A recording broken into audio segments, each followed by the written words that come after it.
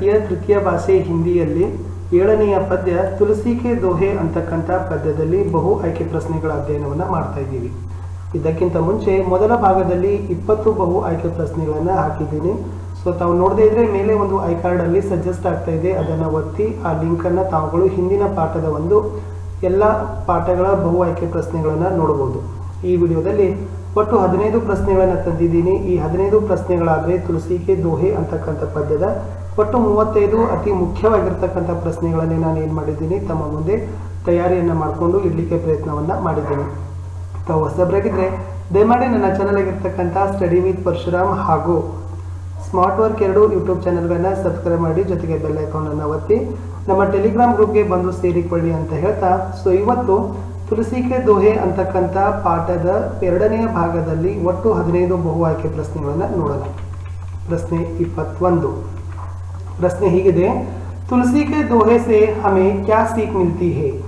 ए अच्छे कर्म करने, बी नैतिकता से जीवन बिताने, या सी ए विकल्प सही है, या डी ए और बी दोनों ही विकल्प सही है.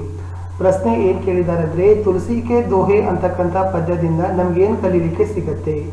ಸೊ ಇದರಲ್ಲಿ ಆಯ್ಕೆ ಡಿ ಏನಿದೆಯಲ್ಲ, ಎ और ಬಿ दोनों विकल्प सही है ಅಂದರೆ ಅಚ್ಚೆ ಕರ್ಮ ಕರ್ನೆ, ನೈತಿಕತಾ ಸೆ ಜೀವನ್ ಬಿತಾನ ಅಂದರೆ ಒಳ್ಳೆಯ ಕೆಲಸಗಳನ್ನ ಮಾಡಬೇಕು ಮತ್ತು ನೈತಿಕ ಗುಣದಿಂದ ಜೀವನವನ್ನು ಸಾಗಿಸಬೇಕು ಅಂತಕ್ಕಂಥ ಒಂದು ಆಯ್ಕೆಗಳಿದಾವಲ್ಲ, ಅವು ಸರಿ ಇದ್ದಾವೆ. ಸೊ ಆಪ್ಷನ್ ಡಿ ಎ और ಬಿ दोनों ही सही ಅಂತಕ್ಕಂಥದ್ದು ಸರಿಯಾದ ಉತ್ತರ ಆಗಿತ್ತು.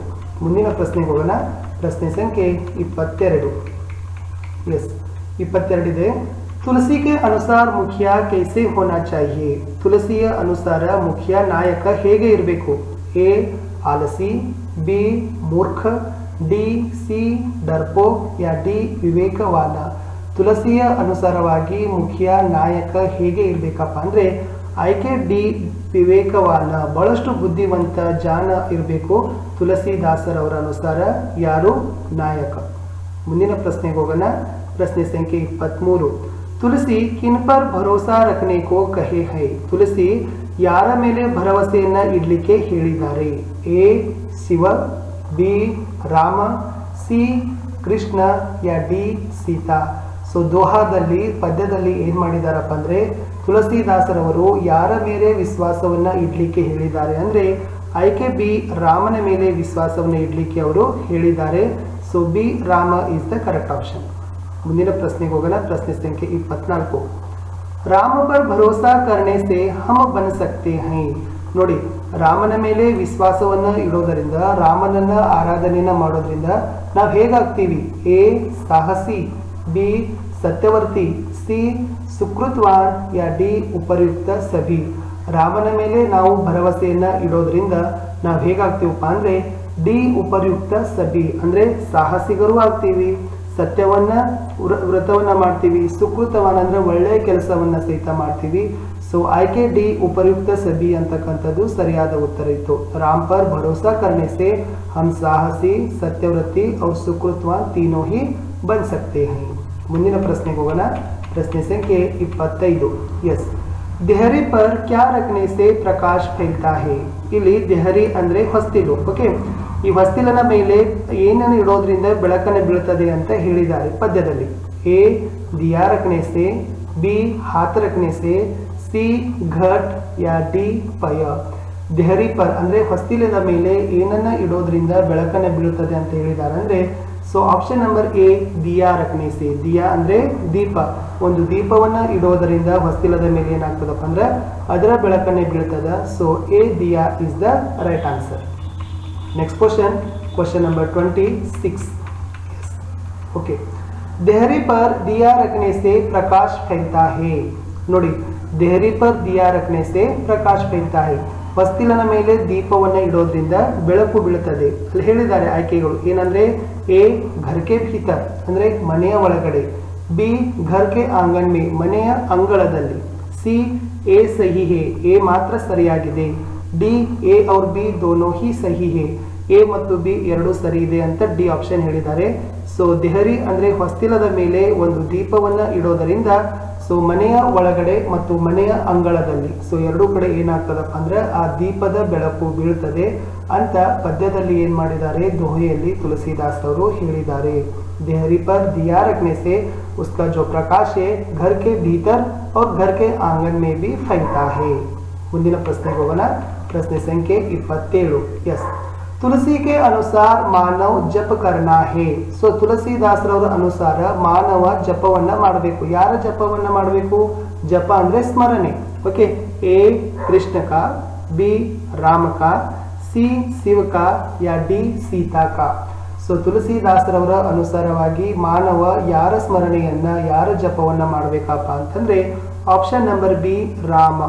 ಓಕೆ, ಮನುಷ್ಯ ರಾಮನನ್ನ ಜಪವನ್ನ ಮಾಡಬೇಕು ಅಂತ ತುಳಸಿದಾಸರವರು ತಮ್ಮ ದೋಹೆಯಲ್ಲಿ ಹೇಳಿದ್ದಾರೆ. ಮುಂದಿನ ಪ್ರಶ್ನೆಗೆ ಹೋಗೋಣ. ಪ್ರಶ್ನೆ ಸಂಖ್ಯೆ 28. ಎಸ್, ಮಾನವ್ ರಾಮ ನಾಮ ಜಪ ಕರ್ನೆ ಸೆ ಕ್ಯಾ ಹೋತಾ ಹೈ. ಹಾಗಾದ್ರೆ ಮನುಷ್ಯ ರಾಮನನ್ನ ಜಪವನ್ನ ಮಾಡೋದ್ರಿಂದ, ರಾಮನನ್ನ ಸ್ಮರಣೆ ಮಾಡೋದ್ರಿಂದ ಏನಾಗತ್ತೆ? ಎ ಆಂತರಿಕ ಶುದ್ಧಿ, ಬಿ ಬಾಹ್ಯ ಶುದ್ಧಿ, ಸಿ ದೋನೋ ಹಿ ಯಾ ಡಿ ಕೋಯಿ ನಹಿ. ಮಾನವ ರಾಮನನ್ನ ಸ್ಮರಣೆ ಮಾಡೋದ್ರಿಂದ ಏನಾಗ್ತದಪ್ಪ ಅಂದ್ರೆ ಸಿ ದೋನೋ ಹಿ ಅಂತಕ್ಕಂಥದ್ದು ಸರಿಯಾದ ಉತ್ತರ ಇದೆ. ಅಂದ್ರೆ ಆಂತರಿಕ ಶುದ್ಧಿ, ಆತನ ಮನಸ್ಸು ಕೂಡ ಏನಾಗ್ತದಪ್ಪ ಅಂದ್ರೆ ಅಂತರಂಗನೂ ಕೂಡ ಶುದ್ಧ ಆಗ್ತದ. ಜೊತೆಗೆ ಬಾಹ್ಯವಾಗಿರ್ತಕ್ಕಂಥ ಆತನ ನಡೆ, ನುಡಿ, ವರ್ತನೆ, ಆಚಾರ ವಿಚಾರಗಳ ಸಹಿತ ಶುದ್ಧರಾಗ್ತವೆ, ಒಳ್ಳೆಯರಾಗ್ತವೆ ಅಂತ ಕವಿ ಹೇಳಿದ್ದಾರೆ ತುಳಸಿದಾಸರು. ಮಾನವ ರಾಮನನ್ನ ಜಪ ಮಾಡೋದ್ರಿಂದ ಆಂತರಿಕ ಶುದ್ಧಿ ಮತ್ತು ಬಾಹ್ಯ ಶುದ್ಧಿ ಎರಡೂ ಆಗತ್ತೆ. ಸೊ ಸಿ ದೋನೋ ಹಿ ಅಂತಕ್ಕಂಥದ್ದು ಸರಿಯಾದ ಉತ್ತರ ಇತ್ತು. ಮುಂದಿನ ಪ್ರಶ್ನೆಗೆ ಹೋಗೋಣ. ಪ್ರಶ್ನೆ ಸಂಖ್ಯೆ 29. ಮಾನವ್ ಅಭಿಮಾನ್ ಕೋ ಚೋಡ್ಕರ್ ಕ್ಯಾ ಬನೆ ರಹನಾ ಚಾಹಿಯೆ. ಅಭಿಮಾನ ಅಂದ್ರೆ ಗರ್ವ, ಅಹಂಕಾರ.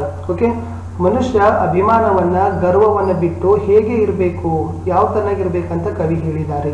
ಎ ಇಮಾನ್ದಾರ್, ಬಿ ವಿವೇಕವಾನ, ಸಿ ಸಾಹಸಿ ಯಾ ಡಿ ದಯಾಲು.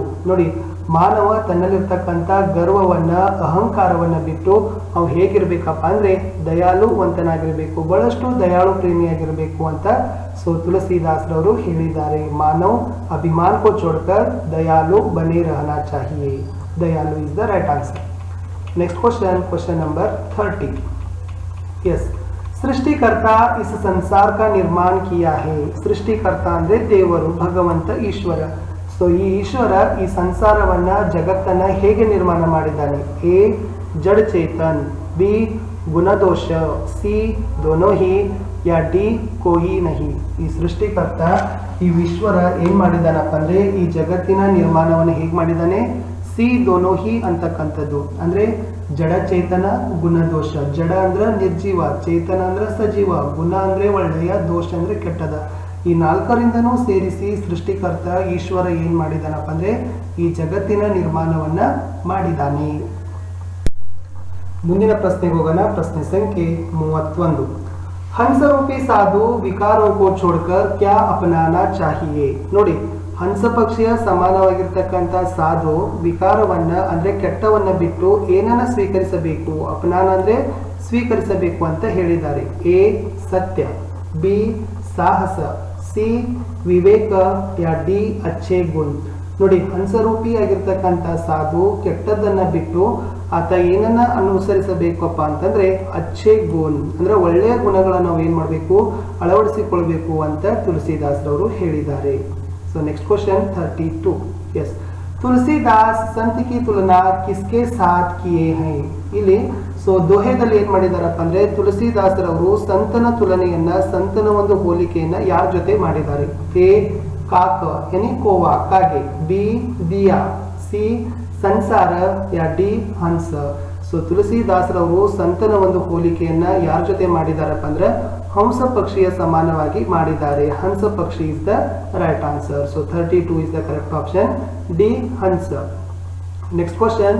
ಮುಖ್ಯ का अर्थ होता है नेता. ಮುಖ್ಯ ಅಂದ್ರೆ ಏನಪ್ಪಾ ಅಂದ್ರೆ ಈ ಶಬ್ದದ ಅರ್ಥ ನೇತಾ ಅಂದ್ರೆ ನಾಯಕ. ಅದೇ ಸಕಲ ಅಂದ್ರೆ ಏನು? ಎ ಕಲ್, ಬಿ ಭಾಗ, ಸಿ ಅಪೂರ್ಣ ಯಾ ಡಿ ಸಂಪೂರ್ಣ. ಮುಖ್ಯ ಅಂದ್ರೆ ನಾಯಕ, ಸಕಲ ಅಂದ್ರೆ ಏನಪ್ಪ ಅಂದ್ರೆ ಆಪ್ಷನ್ ಡಿ ಸಂಪೂರ್ಣ ಅಂತಕ್ಕಂಥದ್ದು ಸರಿಯಾಗಿರ್ತಕ್ಕಂಥ ಉತ್ತರ ಇತ್ತು.